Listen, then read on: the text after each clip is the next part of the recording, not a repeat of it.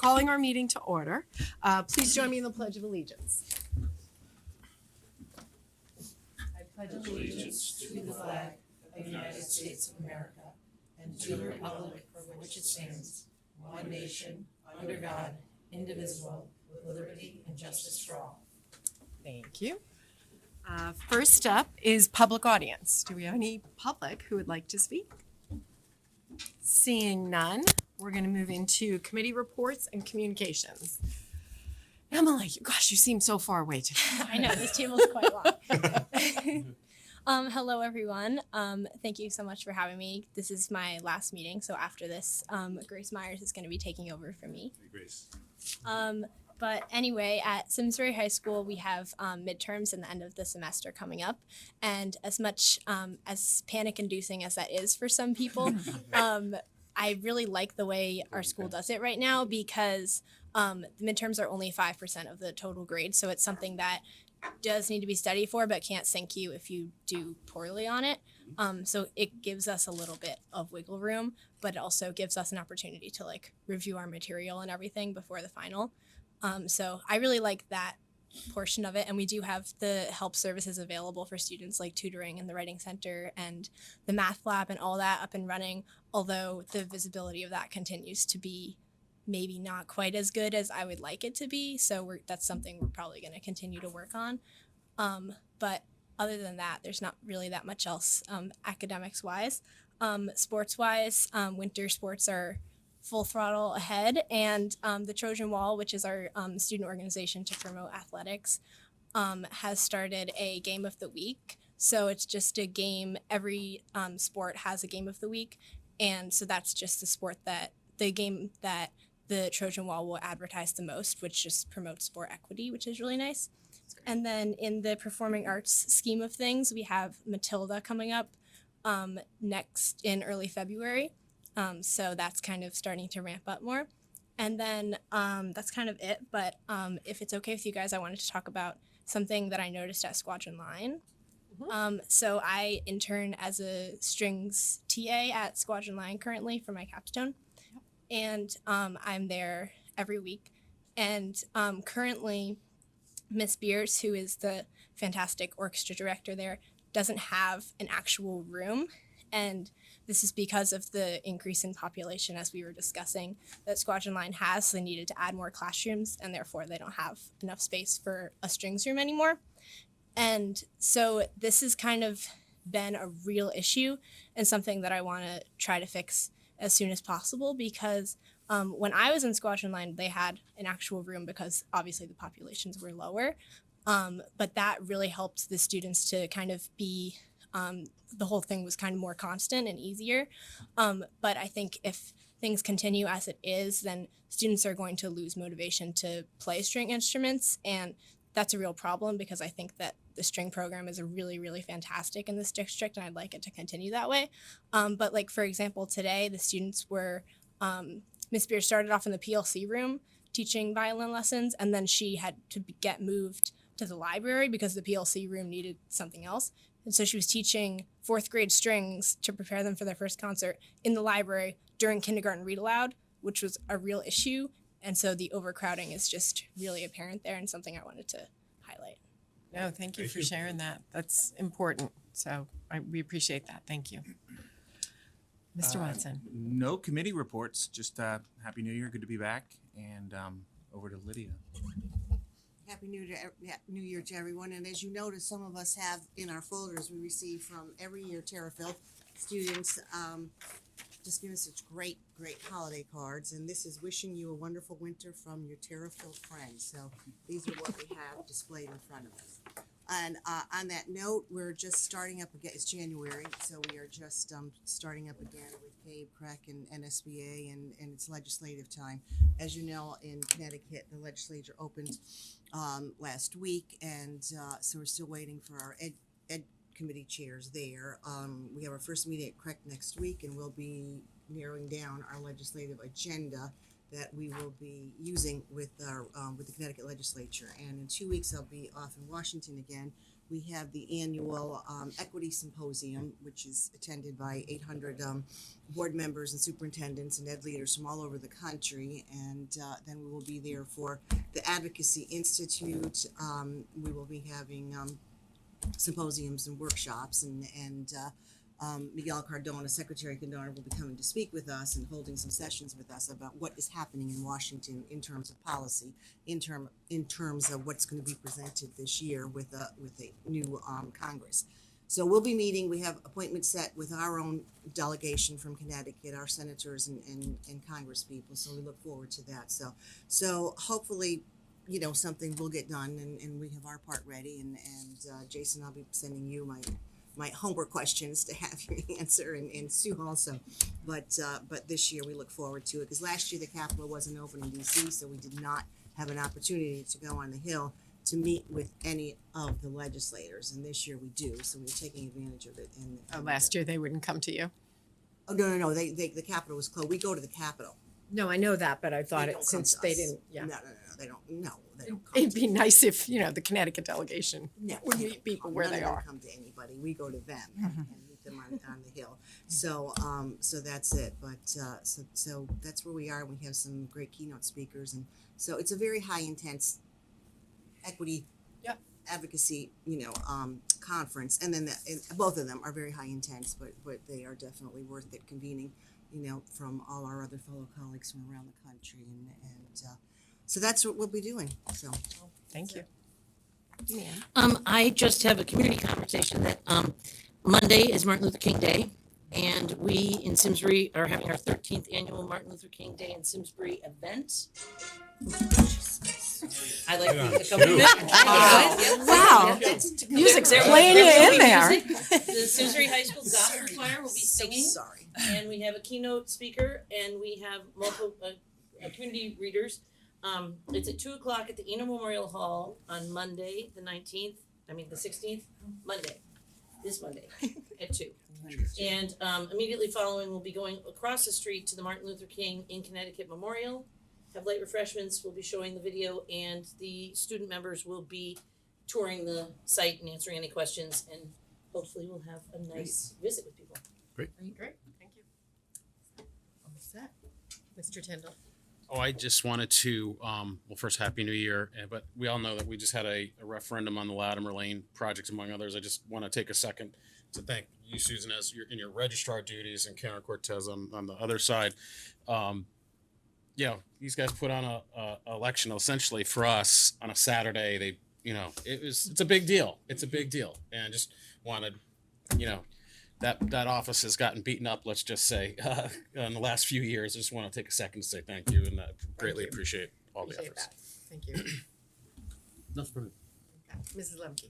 Two quick things. Just a reminder to families that this Friday is an early dismissal for professional development. So schools and teachers, educators will continue their professional development plans. So we thank you for that time. And Neil is graciously allowing me to take a personnel issue, and that is to share with you the retirement of Sue Beardsley, our Director of Health Services. So Sue has served the Simsbury Public Schools for 3 decades, and she has graciously said at the end of this, meaning December 31st of 2022, that she is going to enter retirement. So we have already started the process of finding her successor. Neil and I will be working on that together. We will be celebrating her later this month, but just wanted to share that with the board and to thank Sue for her decades of service to the Simsbury Public Schools. Oh, absolutely. Yeah, I remember her well. Thank her very much. That was a long service from her, and we appreciate it. Absolutely, yes. Sue wanted to make those remarks for Sue Beardsley, so I'm off the hook. I have nothing at this time. All right, Mr. Curtis. No, I would just say Happy New Year as well, and we come back and we really start full swing into budget season. So I know we have the special ed team tonight, which will be great to get a feel for the things they're thinking about. We have our 3-board meeting coming up on Tuesday evening. So I am putting together, Amy and I, little PowerPoint stack of the information we will be sharing with them, which is essentially kind of budget themes that we've developed, what our fixed costs look like at this point, some of the inflationary challenges that we see. So I will get that to you on Friday as part of my update prior to it going out to the Board of Finance. Terrific. Thank you All very right, much for you that. got it. And Happy New Year from me as well. And a thank you to the town, really. We had, everybody was worried that that Saturday referendum was gonna have low turnout, and we had on par with a regular referendum. Close to 900 people came out and voted, and it was a really great cross-section of town. So much appreciated very appreciative of the participation. And with that, we are on to recommended actions. So we're looking at approval of the minutes from December 13th. Can I get a motion? I'll make a motion to approve the minutes of regular meeting of December 13, 2022. And a second, please? Abstain. Any discussion? Abstain. I abstain. Abstain. Okay, so all those in favor? Aye. Wait. It says that the members present are Brian Wilson. Oh, I misread. My bad. Aye. Still abstain. Unabstain. You're gonna unabstain? Can't I don't need abstain. to abstain. No, I'll unabstain. This There is you Jeff, go. this is Jeff and I who were not there. There we go. Good catch. Expect I remember you. Still seconding it. You're still seconding it. Right. We're Still moving still voting on it. It looked great to me. All those in favor? Aye. Any opposed? One abstention. All good. Thank you all. Boy, that was the hardest part tonight. Personnel. So we do have one resignation tonight to talk about. Unfortunately, it's a rather newer educator. So I just think this is something that we do need to keep an eye on, that some of our younger educators getting into the field are not staying, entering the profession, and some stress and work-life balance questions have come into play. We've seen a couple of these in the last couple of years. And this is another one where Erin Osterhout, who it's not her first year of teaching, she had taught 3 or 4 years in another place. We just hired her this year at Squadron Line for 4th grade. But she approached us in December and really said, I recognize I need a career change at this point. This is not going to be the right profession for me. So she did resign effective the holiday break. We have a long-term substitute in there now, and the process to hire a replacement teacher. I believe the interviews are Friday, so we're well on our way to finding a replacement, but this resignation does need your action tonight. Okay, can I get a motion, please? I'll move that the Board of Education accept the resignation of Erin Osterhout effective December 23rd, 2022. I'll second. All those in favor? Aye. Aye. Just ask you a quick question. If you did find a long-term or a permanent replacement, would that be for this year or next year? Depends on Another the town. pool. Yeah. Actually, we have some flexibility with that. When assignments are more than 90 days, the contract requires you to replace a vacancy. Mhm. But when they're less than 90 days, you can hire them as an interim teacher. So we'll run it'll end up being less than 90 by the time we get somebody into place. So we'll see what happens. We posted it, hoping to find somebody very qualified to come in and take the job. So we'll see. It is mid-year, so but elementary pools still are robust. You can find people. Yeah. Great, thank you. Approval of Central and Terriffill roof education specs. Did they need a motion on this, or? No, they voted. Okay. So we have 2 ed specs for 2 roof projects that are coming up this summer, Central and Terriffill. This is something that the state requires for reimbursement. The education specs are provided in your handouts. Effectively, it says that we intend to have schools at these locations, and a roof is a very important part of them. So You would think you would need that. Okay. gotta It's important. cross the Ts and dot the There Is. you go. So there is one motion for both of those, and we'll be all set. Can I get someone to? I Make move that the Board of Education approve the educational specifications for both the Terrifield Elementary School partial roof replacement project and the Central Elementary School partial roof replacement project. On a second, please? I'll second. Any discussion? All those in favor? Aye. Any opposed? Motion carries. Thank you very much. All right, now we're on to information reports, special education program review and budget. Great. So I will introduce this report, and it's my pleasure to continue to work with the Office of Pupil Services. As you know, we had restructured our Office of Teaching and Learning, and in that restructure, we brought special education under the general education umbrella. So it's my pleasure to continue to work with special education and more specifically Director Katie Krasula. So I'm going to invite Katie up to the table, and Katie's presentation is going to come in two parts. The first is a program review, and she's going to talk about the work of the department as it relates to the strategic plan and what are their areas of focus.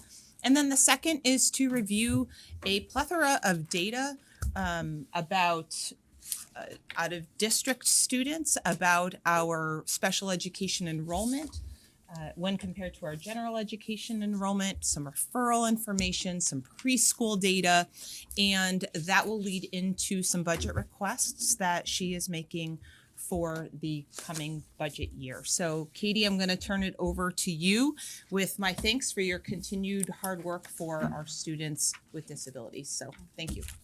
Well, thank you everybody for having me this evening, and I look forward to kind of bringing this presentation in regards to some program updates and review of data. So as Sue said, we're going to break this into two parts. We'll start kind of with what is our work and end with kind of a summary of what does that mean in reflection of data and any potential budget requests for the upcoming school year.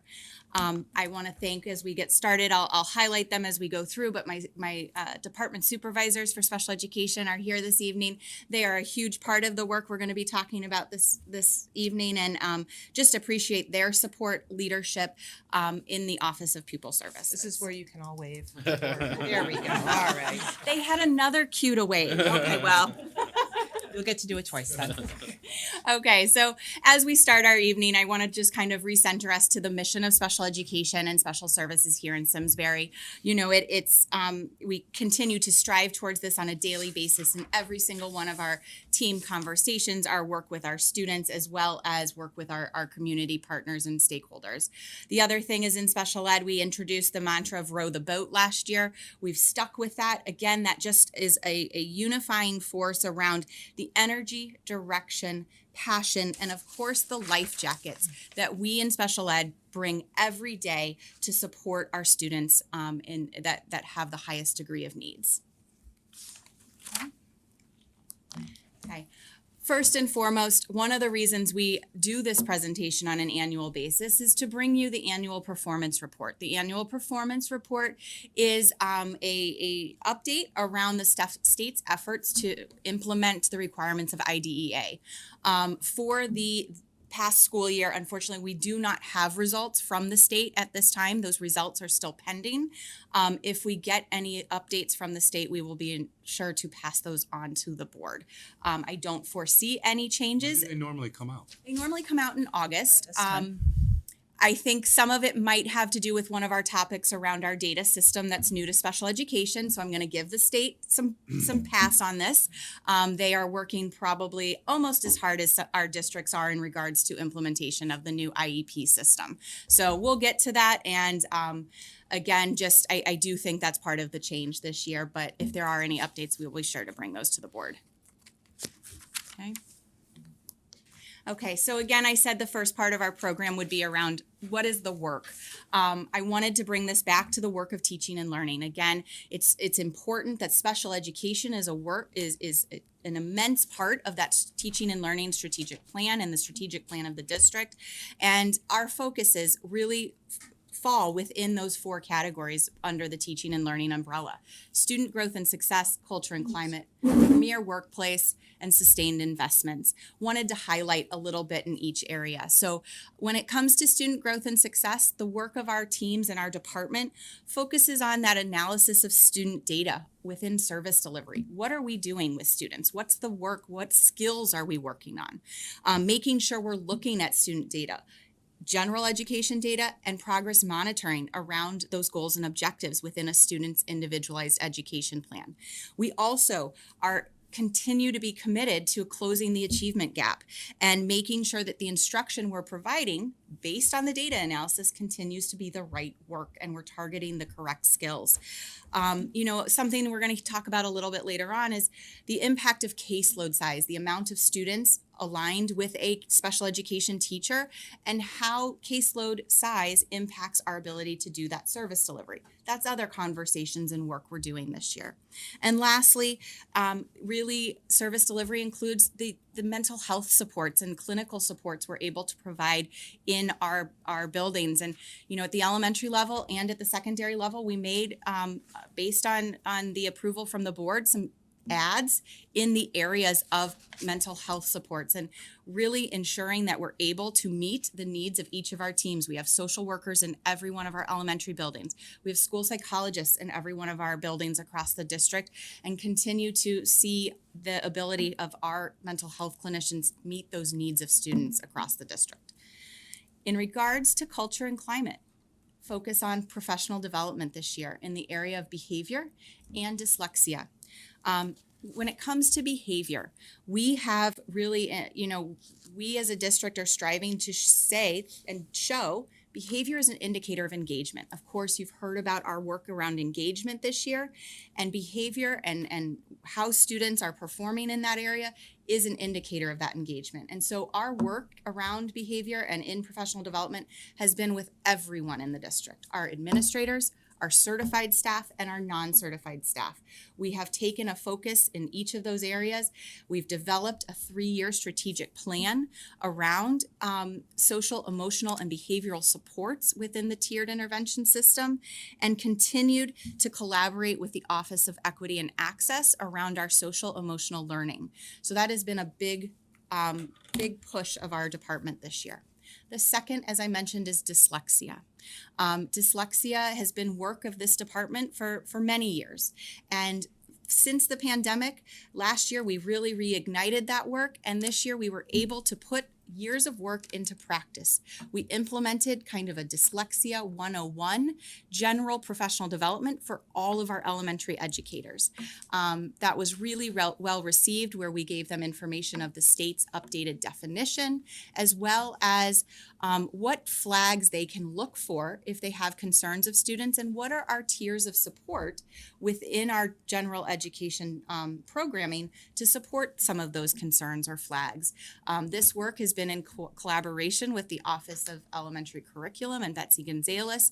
And this Friday, our special ed department will also be starting some deep dives into dyslexia and ensuring that we have consistency across the department in identifying and assessing dyslexia and also supporting it. So it's been a culmination of a lot of work that was, I would say, interrupted by the pandemic, but really brought back to life over the last year and a half, and seeing the growth within our department and our district around supporting reading and dyslexia. Next, we have the Premier Workplace.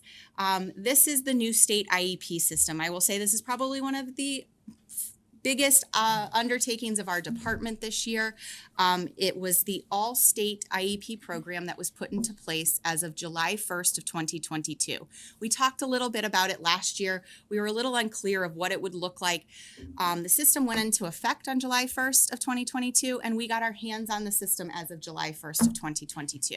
So there was a lot of building the plane while we were learning to fly it. There were a lot of bumps along the way, and lack of clarity and answers around how the program should support our teams in creation of the documents. I really have to recognize our faculty, our secretarial staff and our families in the collaboration that they brought to ensure that our kids did not feel any impact due to CT SEDS. That's the name of the program, Connecticut Special Ed Data System. We kept work with our kids. Our kids never knew that we had a new system in place. All the while, our teams were learning a new paperwork system, coming up against some lack of clarity with the system, and really working hard to ensure that we figured it out. We came up with our own solutions as a district. We did it the Simsbury way, I will say that. And our department we do believe we've turned a corner. We're starting to use the system better and faster, and we've created workarounds that work for the implementation of solid plans. All in all, at the end of the day, we do believe that this state system will provide more quality individualized education plans on paper that better reflect the work our teams are doing. So it's good. It's just had its bumps along the way, but I have to praise our parents who've been great in waiting if there's been some delay in paperwork, and our teams for their perseverance and flexibility with this program. And I know you don't want me jumping in, but you're very kind to the state here. I don't know how far I can go there. No, I hear you. And I just want to, that's fine. I want to reiterate and thank your team, our parents and their patients as well. This is a classic example of a mandate that comes down with a timeline that is not feasible. And if people did this in the private sector, they would lose their jobs. I'll summarize it that way. And it's been a miracle that we've gotten to where we are with this. And it's great that it's going to be a better system, and that's what you've told us all the way around, and just credit to you and your people. But it has caused a great deal of stress and duress with boots on the ground and people that want to do very well in servicing kids, and it pulls you away from that. That's just the reality of that. So the implementation timeline was really tough, to say the least. Who put this out there? Did it come from the legislature or the State Department of Ed, or where did it come from? State Department of Ed, correct? It's a State Department of Ed mandate based on some federal rulings, legal rulings, which really required us to ensure that our individualized education plans are what they're calling higher quality, to ensure that across the state, that's not saying Simsbury's IEPs, that is saying that across the state there's greater consistency to ensure the quality of a child's individualized education plan. There were some legislative rulings put out a few years ago, so I believe it was a 5-year timeline to implement this. And, it just caught up to this. I will say, caught up to the state, and they were bound to this commitment of July 1st of 2022. And districts, by and large, have been stuck with dealing with the planning. If you don't mind jumping in, I agree with you. I'm glad that you mentioned that about the state. And in answer, Sue, to you, this is why when we were in DC, and I'm glad that I'm hearing this from you, so I'm taking some notes, because this is exactly what we'll be taking back to our congressional delegation when we're on the Hill about this.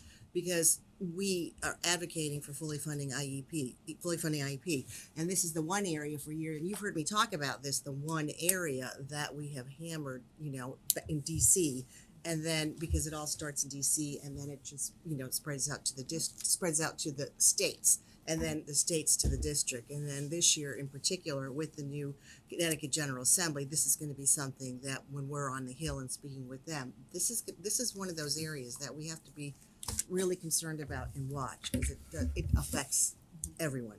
So thank you very much for bringing that piece forward. Absolutely. Katie, Yeah.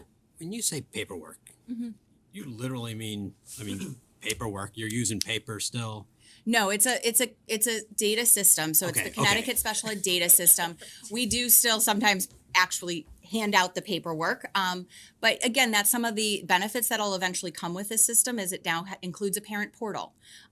So again, it is taking us into greater technology areas around individualized education plans. However, part of the workarounds have included going back to physical paper because of the lack of readiness in the system. So that's some of the bumps that we've dealt with, but 100% moving forward and into the future around technology is the goal. Something, I guess. Yeah. Is the idea of it that if a student transfers to another district, all of that is accessible? Yeah, so that is definitely one of the benefits of going to a statewide data system, is that if a student transfers here from, from Waterbury. Waterbury did not use the same system that we used to have. So there was difference there. We had to get back to paper and wait for paper in order to understand what that document looked like. So this allows for greater transition and fluidity amongst statewide districts. So again, it has the ultimate of being a better system statewide. Thank you. See, I get you off your groove. I'm sorry. Okay, I'm gonna get back there. Right back there. Don't worry. Don't you So the worry. last area, and we're going to dive in deeper to this in the second part, is around sustained investments. I think one thing is really want to celebrate the supervisory structure, and lastly is to provide data that will really be clear. It'll provide us with an on-ramp into some of the budget requests. I do want to talk about that data that allows us to sustain the quality of special education in Simsbury. Lastly, as you look at this slide, you've seen the arrow along the bottom. We're going to talk a little bit about what I mean by task force, but please know that that work is covering all areas of that strategic plan. So first and foremost, thank you. Thank you for the support of our new supervisory structure. If you remember last year, we added, we changed the structure of special education in Simsbury. The work of the former supervisor of elementary special education, the supervisor of special education at the elementary level, it was just too immense. 5 schools, 1 person, and all of the special education leadership duties really was apparent that it was just too big. So we proposed a structure where we have 3 department supervisors at the elementary level, and I just want to shout from the rooftops how much and so how appreciative our building principals are, our teachers are, and ultimately that impact goes to students. It's allowing for greater boots on the ground, that day-to-day leadership and answers, and it really is allowed for the impact that we've seen at the preschool, middle, and high school to come to our elementaries as well. And I can't do the work we do on a daily basis. Our teachers can't do the work that they're doing on a daily basis for our students without these ladies. So I just want to introduce them. This is your second cue. This is the second cue. I'm on it. So first and foremost, we have Chrissy O'Donnell, who's the department supervisor at Squadron Line Elementary. And then we have Dr. Julie Shanice, who is the supervisor at Latimer Lane and Central Elementary. Katie Wallace is our department supervisor at Henry James. And Leah Coe is our department supervisor at the preschool. We also have Monica O'Neill, who is the supervisor at Tooten Hills and Terriffill, and Tricia Sullivan is our interim department supervisor at Simsbury High School. They apologize they couldn't be here this evening, but without these 6 ladies, we could not do the work we do on a daily basis, and I appreciate their leadership and just want to thank the board again for recognizing that need and approving those positions this year.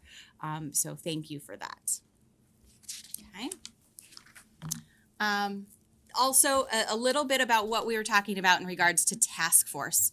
The Special Education Task Force is a collaborative group that I put together last spring to it's 22 teachers and special educators and administrators that are coming together to just ensure that Simsbury Public Schools special education continues to grow and shift as our students' needs do. So it started from some conversations of how do we keep doing this work, knowing that the needs of our students have changed. And we're really focusing that, you can see the vision that we've created, and then we're focusing our conversations around staffing and caseload and service delivery models and engagement. So taking a look at the data you're going to be seeing, making sure we talk about some of the, issues that are coming up, some of the needs we're noticing of our students, and how do we continue to build and grow the foundation of special education through a think tank and research of what is the best way to support kids in special education and here in Simsbury. So it's a awesome group. We meet once a month, and we're really diving into next is some service delivery models and some exemplars, and how do we continue to make sure that we as a department are closing that achievement gap. And who's on your task force? Just It is both special ed and regular general ed administrators, and then it is made up of all special education certified staff at this point. As we get further into the year, we will look at additional stakeholders, but really wanted to start with our staff that live that on a day-to-day basis, so that we could have open and honest conversations of what do they see needing, and where do we continue, what's working, what's going really well, and what do we need to have some conversation with and go to that research in order to understand how to continue to meet our kids' needs. Will you include paras at some point on this task force or no? I do think that that's something that I want to do. Just to be honest, from a time perspective and getting through both of these two big lifts, we haven't done that yet, but it is something I'm committed to in the future of involving additional stakeholders. Okay. We know they do a lot of work for the 100%. kids too, so I just want to make sure we're getting that point of view in there. 100%, yeah. Okay. So at this point, that is kind of the work of special education. I do want to just take a quick pause to see if there's any additional questions. I know you've had some throughout. Before I dive into the data and the upcoming budget requests. No? Okay, sounds good. So with that, the second part of tonight's program is really to provide some context through data and through information around kind of the state of what special education looks like. We've talked about what the work is. What does special education look like in regards to numbers, in regards to enrollment? As you can see, these are some of the topics we're going to dive into, and therefore, how does that lead us into some of the requests that you'll see for the 23-24 school year?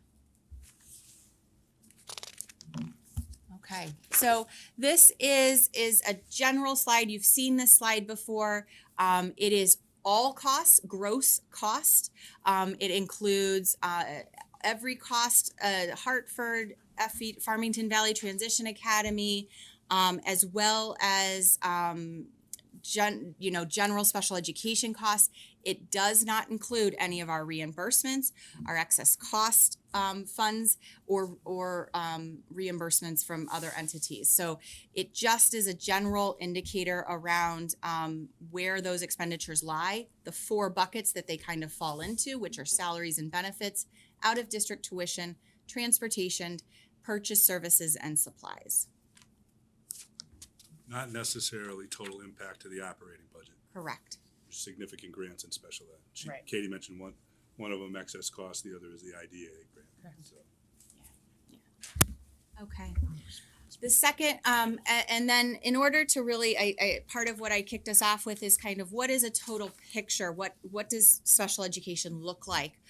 Want to do a 10-year comparison of population in regards to special education and our total population here in Simsbury Public Schools. So I know you guys talk about that population and how we're starting to see an increase in that total population again.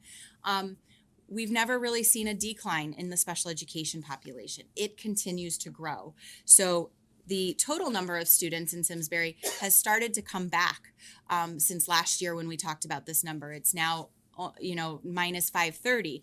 Our total number of special education students continues to increase. We are up 114 students over the last 10 years.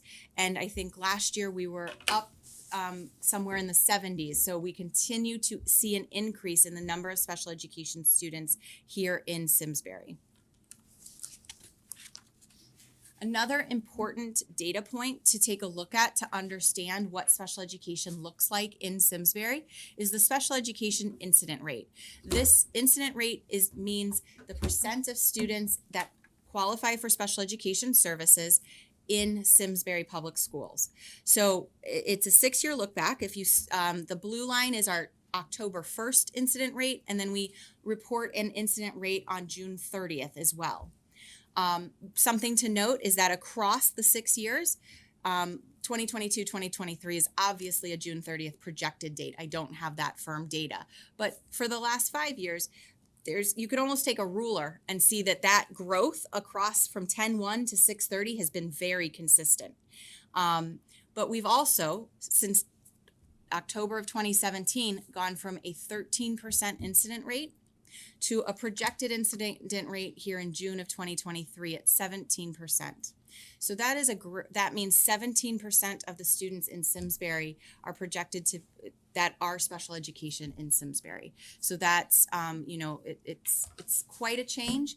That does fall in line with state averages and how the state has seen an increase of incident rate over the last several years. The last time they reported it, they're at over 19% as a state average of special education identification here in Connecticut. So that change is not unexpected in comparison to other districts, but it 4% more of our students are identified as special education needs. Katie, can you I'm sorry, go ahead. I was just gonna say, it's a very sharp rise from the 2021 to 21-22. Like you're climbing steeply. So pandemic related, did we not identify kids because of the lack of students in person? So I think you see kind of that leveling out between 1920 and 2021. Some of that is we weren't evaluating students during shutdown from March to May, to that end of that school year. We did not evaluate students. That increase, I do believe that sharp increase is also related to some of the needs that we've seen coming out of the pandemic, that mental health crisis that we talked about last year. We continue to see an increase in mental health needs at the secondary level. And we also are having conversations around, is it a COVID delay or is it a disability that we weren't able to intervene due to COVID and or shutdown and or distance learning. So those conversations are coming out. Preschool, we're going to go into some preschool data. They're seeing the COVID impact in their now 3-year-olds as they come about. There's, just changes and increase in those needs across some of our populations. So is the hope that some of this can be regained and maybe they would be able to come out of special ed? So that is certainly the goal. Again, special education isn't an intervention. It is truly that we're finding a disability and we need to intervene that with specialized instruction. However, yes, the goal is that we continue to see an increase. Part of our work through the task force is how do we continue to exit students by closing that gap and ensure that we don't continue to see an increase in incident rate. I don't think that it would be appropriate to say that we have more getting close to that 20%. That's a lot of students with a disability rather than just having needs that we need to look at. I think my hope is that you were mentioning the mental health issues and that maybe as the kids are back in school and being supported, some of that can be regained and mitigated so that. Certainly. All of these are kids with 504s and IEPs only. Only IEPs. The incident rate only looks at individualized education plans, so students that qualify for special education. So if you go back 2 slides, so the 648, and then if you go forward 1 slide, that's the blue line at okay. So around 16%, I think at the 10-1 count is considered eligible for special education services. Katie, the state number's 19, we're 17. Do you know a DERG number? Are we above the DERG, we below the DERG? We're right around the DERG average. So the last time I checked, we are right average with the DERG, some higher, some lower. Yep. And Because while they're not, I'm sorry, Tara. No, but in the early days of in the 13th rate in 2017, that we were high in the dirt. And now we're, that's interesting too. I'm just We were, curious. yes. As we go into these budget conversations, where are we in comparison to the valley towns? Because that's always what they tend to bring up. In what, incident rate? Incident rate. That's what I getting at. Right. I know the So DERG is not all our valley towns, we can get that. but if Yeah, we could do we can specific pull to the that out. valley. we can pull that. What I will say is the increase we've seen is we're not alone in that at all. I'm sure. I would say every district Yeah, that's good data. is Yeah. up, but absolutely we can provide that. Yeah. Another key data point to discuss, this kind of impacts the incident rate, is the referrals to special education. So it doesn't mean that they've qualified, but it's just concerns have been raised either by families and or teachers or teams around their learning and are asking the team to consider if special education is needed. You will see we've had a bit of that consistent increase. 2022, 2023 is a projection based on where we are right now. To date, we've had 148 referrals to special education. So I know we talked about this last year, but 2017, 2018, we had about 120, 130, about 120 referrals total for that school year. So the concerns are there, how we're through either an tiered intervention model or through the referral process and ultimately special education supporting kids. That concern it continues to grow and is something that we look at. Okay.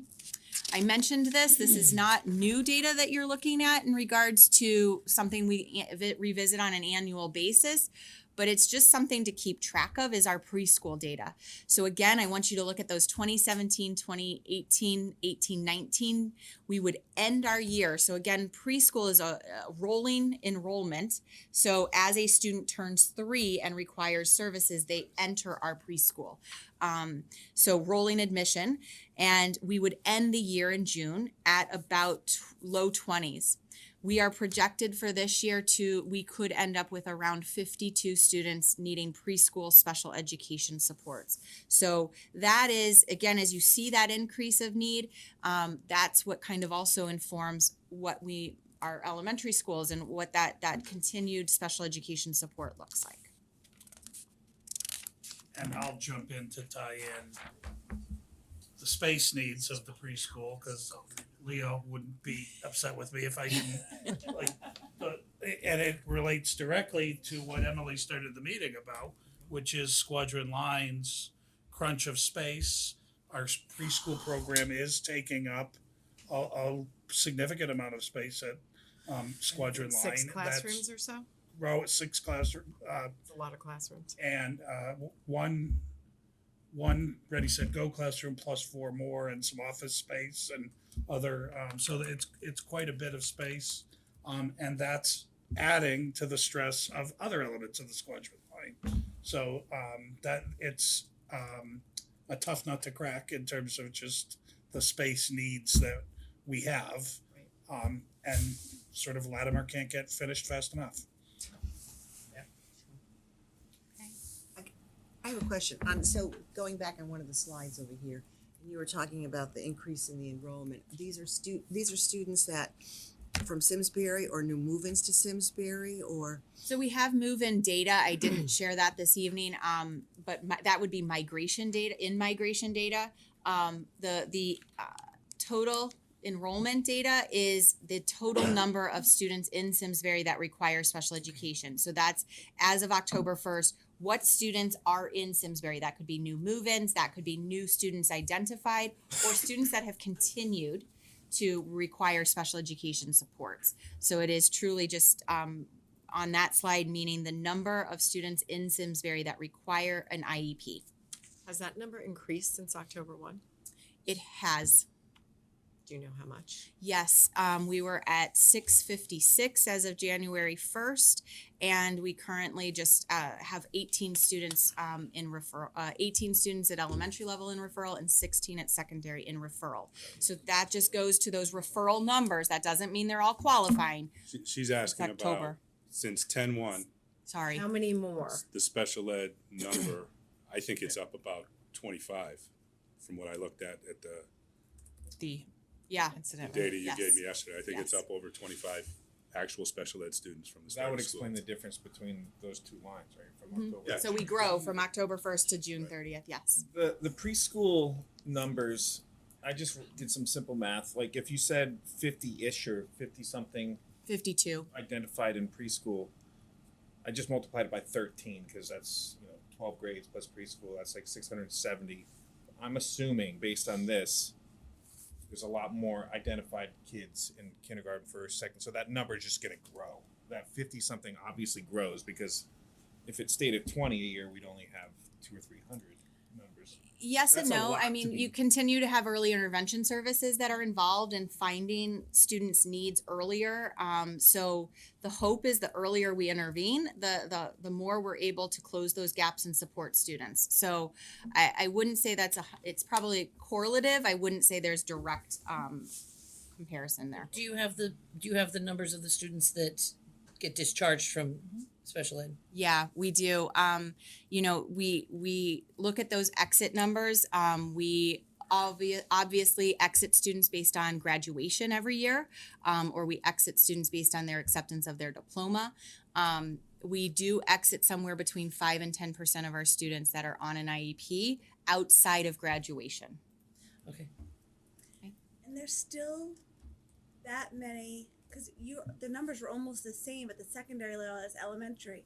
So secondary level referrals still happen at that point, that it wasn't something caught in elementary, or those are all move-ins. No, it's not all move-ins. It's there's a significant number of those that are those mental health needs. That is over 50% of some of the current secondary referrals that I looked at most recently are due to mental health needs. And that's an increase since the pandemic, or that's just a steady trajectory? It's a significant increase since the pandemic, but it is something we were seeing and noticing prior to the pandemic. Okay, thank you. It was a slow creep to the pandemic, and now the rate is picked up more significantly at the secondary level. Different kinds of incidents at different levels. As far as just general mental health needs, Todd, is that what you're asking? Some of the identifying special needs in elementary might be different from Yes. what Yes. gets identified in secondary. Yes. They're more concentrated mental health referrals and mandations, as we call them, for special ed. Secondary mental health, where primary, you might see some developmental delays coming out of preschool. You might see some reading and math issues, more academic in nature, that hopefully we can close those gaps and exit. But those are the trends in mandation that we're seeing K-12. Or need for different supervisors at different levels. So two more pieces of data that are really important. The first is our out of district data. What do we mean by out of district? This is when students require needs to be supported outside of district. That has been a point of data that we've needed to keep our eye on. Due to those increased needs of students, we have seen a rise in our need to provide students with the support out of district. And you will see that growth over the last 5 years, with our projection for the end of this year to be close to 50 students that require support out of district. The other thing within our out of district data that's important is the change of tuitions, and with inflation and the need COVID costs for our out of district schools, the tuitions have actually increased somewhere between 8 and 37% over the last 5 years, for an average of just over 15% total increase in tuition. So, that's the other thing, is just to take the change of that and the impact that has had. So somebody in the 30 to 100 group in 18, it could be in the 100 to 300. Yeah, you've kind of seen a little bit of that, less of the 30 to 50, even more of the 50 to 100 when you break it down even further. So it's important, just due to change in costs of those schools, the tuitions have increased. Okay. And that's the area budgetarily the last 2 years, current year now and last year, that has been the biggest area of challenge for us to manage. Because the unpredictability and then the escalation on top. The last, yes. So going back to this, Brian and I were just talking, so the number one, previous slide, the one student, and I think it's important to highlight for 22-23, the one student on the end would cost 500,000. Tuition costs. Tuition Tuition and everything costs. in that. Right. And that's Again, a not real- necessarily hit to the operating budget, because anything over 4.5 times of your per pupil is eligible for excess cost. I mean, it's a Excess. difficult matrix. But the point being, there's significant cost escalation out in the market Yeah. that we need to respond to. So the last piece of data that I want to put forth is around our caseload ranges. I mentioned this as part of the work around service delivery and how we support our students' needs.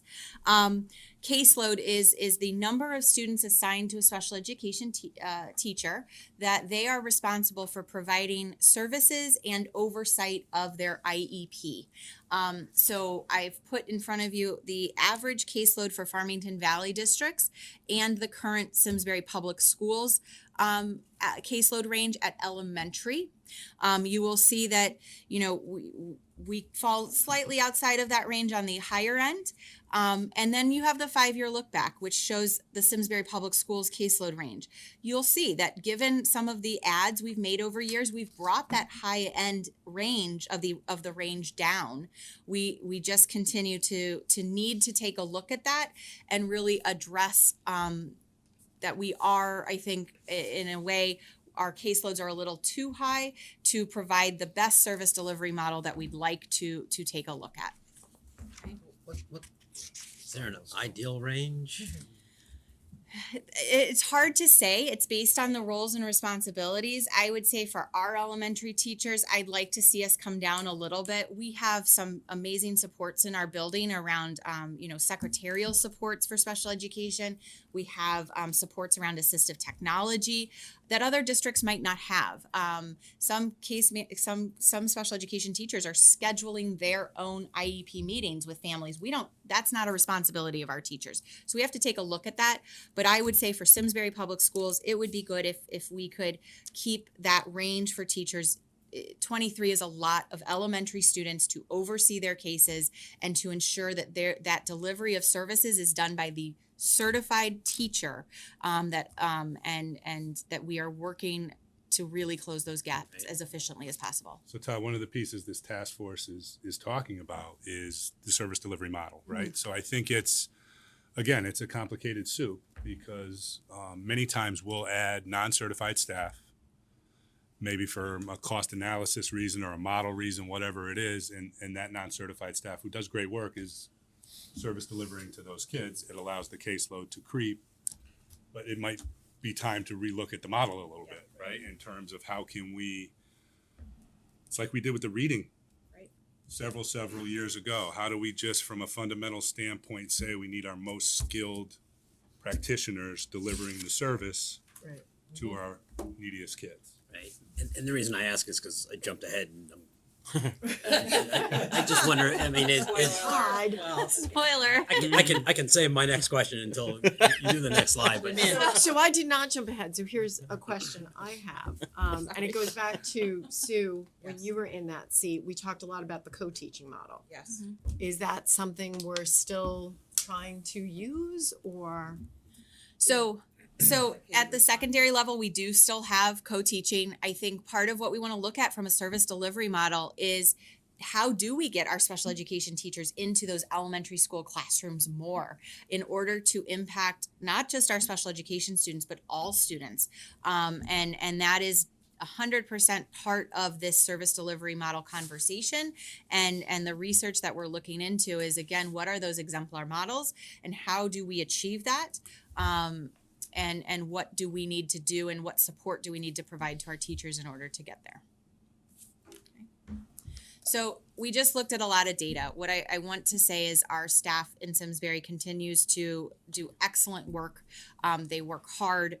We support our students, and there's a lot of success stories for our special education students across district. I could have each one of these ladies provide you a success story for the year. I could tell you many that I've heard this year and seen this year. We continue to support our most needy students within our buildings successfully, and it's exciting work, and it's just to see the smiles on our kids' faces every day is why we do what we do. And I know it's a lot of data. I appreciate the time you've given me, and at the end of the day, when we look at the needs to continue doing that work, there's two areas. The first is around our certified special education teachers. This could this would help us to address those high caseloads. It would help us to bring that higher number down even more, and to help us balance across district the workload balance of our special education teachers. The second is to really make sure that we are budgeting appropriately for those out of district costs. As Matt said, we've had to figure out some of our out of district funding over the last 2 years, and really want to make sure that we are presenting a balanced budget moving forward based on our needs. And so asking for increased out of district funding going into the year, so that we really present those costs and are looking at being able to provide the needs based on those tuition increases and increased needs of students in Simsbury. Okay, so they're listed there. Would they're these be big at the areas. elementary level that you're looking for, or? Yes, so the Okay. 2 FTE for certified special education teachers, I do see at the elementary level to help balance that high range, the caseload range here in Simsbury at the elementary level. Does that bring you to where you think you should be overall? It would be a very impactful, it would have a very high impact. It really, really would. It would allow us to even out those caseloads across the district, and it would allow our teachers to start to look at our service delivery model differently. So yes, it is, that 2 teachers would do a lot across our district. I apologize. Gives great initial impact, and it allows us to stop and pause and evaluate while this other service delivery work is going on, to really make any additional adjustments that we might. Is it enough to take that pause? We believe so, yes. How many, and I apologize if it was in here because my mind just keeps spinning. How many special ed teachers do we currently have at each level? Can you tell us that? I would need to pull that data to give it to you precisely. We have at each of our elementary schools, we have 2 to 3, and at Squadron, we currently have 4.5. That does not include our special programs such as Ready, Set, Go. Right. Okay. If you let me run to my office, I could get that. We got the book. We've got the book. So It's time you, Neil. it really, we have made adds to both Squadron and Latimer Lane over the years. And we have 2 or 3 in every one of our buildings, and at Squadron we have that 4.5 special education teachers. When you look at our total certified staff, it includes our speech and language pathologists, which we adjusted for caseload growth last year.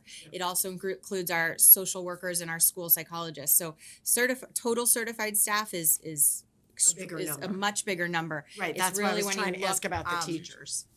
per building. Terriffill has 2, Central has 2, Latimer has 3, Tooten has 3, and then Squadron has 4.5 with 2 Ready, Set, Go teachers. And I think putting some of this caseload data out publicly like this and talking about it is an important tool, because I think when we speak to the Board of Finance, we talk to other boards, it's enrollment driven. This to me is enrollment driven. It's no different than your kindergarten class, your projected kindergarten class coming in at 350 and being larger than we've seen in many years. We're also going to be requesting, as we get in, a couple teachers to address that, For several years as members of this board, no, we were able to offset costs with the decline enrollment in the district. Costs are up and the enrollment in the district is also going up. It's a different calculus now. It's hard. This is, as Matt said, this is definitely given enrollment. You saw that in our needs and identification of students with special education needs, but it's different. To your question, Todd, it's not easy to pinpoint what is the ideal caseload. Like, what's that magic number? The same way it is with a general ed classroom. Right. We have that class size number for gen ed classes. It doesn't work quite that way because every kid in special ed is different. Their needs look different. And so we balance that. We talk about the workload of our teachers, and we do our best to provide what is a balanced caseload similar to gen ed numbers. It's just not a magic number. I mean, I know the amount of time and care and heart that you put into all of the kids, and I want to make sure that people aren't overburdened because, from a burnout perspective too, that's a lot of work and a lot of emotion. Yeah. And I Absolutely. want to make sure that the caseloads are where we want it to be, so the professionals can do their job and the kids get the support. To piggyback on that, or so with the two additions, is there a building that's more stressed than others? Like where do you envision those two folks? We continue to evaluate those needs. I think that's something that as we supervisors continue to provide updated caseload information throughout the year, we'll be looking at that and really how do we utilize our current staff to the best of that we can, and how do we prioritize those building needs with the additional staff in order. It's really where are the caseloads highest, and we'll continue to monitor that throughout the year given dismissals and new students that qualify. So the answer to the mystery question, there's about 30. So this is just teachers. So this is not taking into account school psychologists, social workers, speech pathologists, anybody else. This is people with a caseload as teachers of special ed. There's about 30, just short of 39 positions in the district. Just about 20 of those positions are at the elementary, 7.2 at Henry James, and about 12 between Simsbury High School and the Farmington Valley Transition Academy. So that's the breakdown of Thank how you. that. And that number is inclusive of Specialized our Ready, programs. Set, Go specialized Specialized program That number is teachers as inclusive well. of Ready, Set, Go. Okay. So you'll see bigger numbers at Squadron and Tooten Hills of teachers because they house the Ready, Set, Go program. Correct. And in Squadron's case, I am sure this number is inclusive of the preschool teachers as well. And Thank not you. to make matters more complex, but just to build an understanding, we'll talk a lot about it when we get to the workshop. When we talk about out-of-district funding, there are transportation components of that are extremely complex as well and extremely costly. So as tuitions have gone up, access to transportation has tightened, as you know, just in terms of regular bus services. So those costs have increased as well, as we've had to contract out beyond Salters much more frequently than we have in the past. So it's an interesting balance. I have a question, and I apologize if everybody on the board knows except me. But I have 4 children. I can't place, and we don't have to say anybody's name, but or maybe we could talk about it offline. But who are the special education teachers at Terriffill School or at Henry James, and do they ever have their own classroom, or do they just come in and out all day long, or just hopping from class to class? So I can certainly fill in with names outside of the meeting, but in Terriffill, they have been there. They have their own. They have kind of a nice little suite. They have a classroom space, and then they have an office in the back in Terriffill. And at Henry James, they each have their own classroom. They're part of the teams. They are on teams at Henry James, and certainly are a part of those team-based conversations. They get to know the students on their teams that they're assigned to, all students on the teams that they're assigned to, and support their assigned students within that team structure.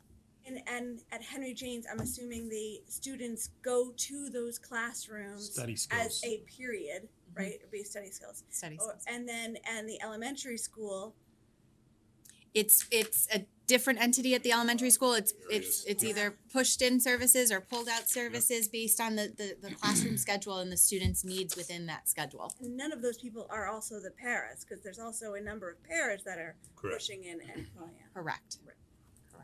Jen, I actually love that you had that question because I always said as a special education teacher that I just wanted to be a teacher in the building of access, right? And not a teacher of those kids or for those kids. So I appreciate the question. You know, I think at Henry James too, you do have many special education teachers that are participating in those co-taught models and those co-taught environments.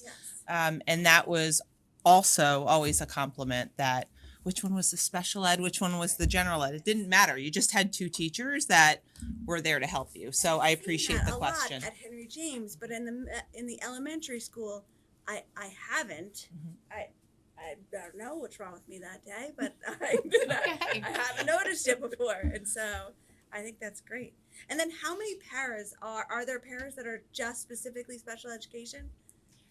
Yes, so we have non-certified staff that work in the Department of Pupil Services, and their role is to work with our case managers to support our students of need as identified in their IEPs. So that, you know, is it could be implementation of some of their hours, their services, and it could also be support through accommodations that they require in the classroom. Our gen ed teachers support a lot of those accommodations as well. It's a true team effort. And we have enough paras. Mm-hmm. We have enough over there. We're not asking for any more of them. Well, they're never enough. There's two different I think it's part The of, question I has to think be it's asked. part of the conversation on service delivery. Absolutely, it is. Because you got to think they're caseload based as well. These Well, fully there's a loaded- lot of different models, right? You have paraeducators that may be assigned to one student because the needs are so significant. You might have a para that works more with one special education teacher and helps that special education teacher with a number of small groups, right? So there's a lot of different paraeducator uses, and those will also be studied when we look at service delivery. At the end of the day, we want our certified teachers addressing our students' needs to the greatest degree possible. Right? We want our best, most trained individuals matched up with the needs of our students, whatever that might be. And I would say historically, based on the data, we are a little low comparatively on the certified side. We are not low on the non-certified side comparatively Yes. to other districts. And we can pull that data too, if you're And interested. the FTE costs, those are salaries plus benefits. That's Benefits. full package, yeah. That's correct. Okay, so While we have you here, just Yeah. because FBTA was mentioned, do we have a new home? Where are we on finding? Excellent question. yeah, we continue to we continue to work on securing the future home of FVTA, Farmington Valley Transition Academy. What I will say is they our friends at Our Farm have been awesome in hosting us currently. Our students are doing really well. We have a new classroom at the University of Hartford that our students actually went to today. So they are on the College of Performing Arts campus there on Albany Avenue. We have a classroom that we access a few times a week for on-campus university activities and internships. And then our students are also over at Our Farm currently.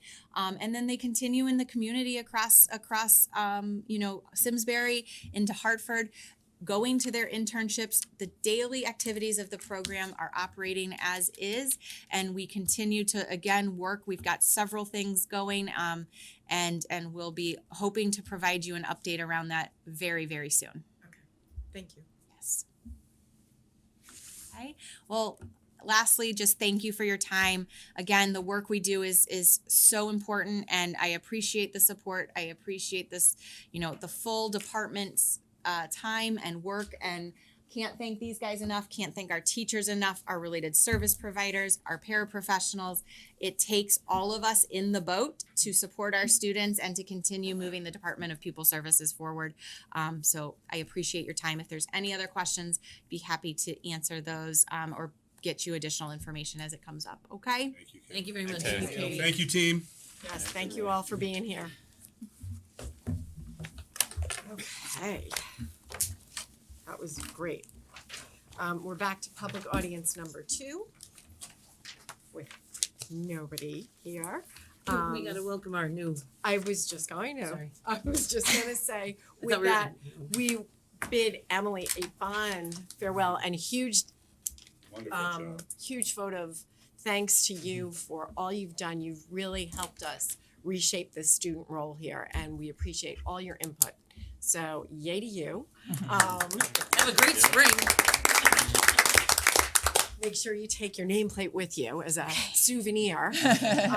And Grace, we can't wait to welcome you to the table for our next meeting. So, thank you guys both very much. And with that, our next Board of Ed meeting is Tuesday, the 24th at Squadron Line School. So we'll see everybody, I assume, the library? Yes, Yes. that's where we're planning right now. And I will take a motion to adjourn. I'll make a motion to adjourn. Can I get a second? Second. Mr. Watson? All those in favor? Aye. Aye. All right, thank you all very much. Have a good night.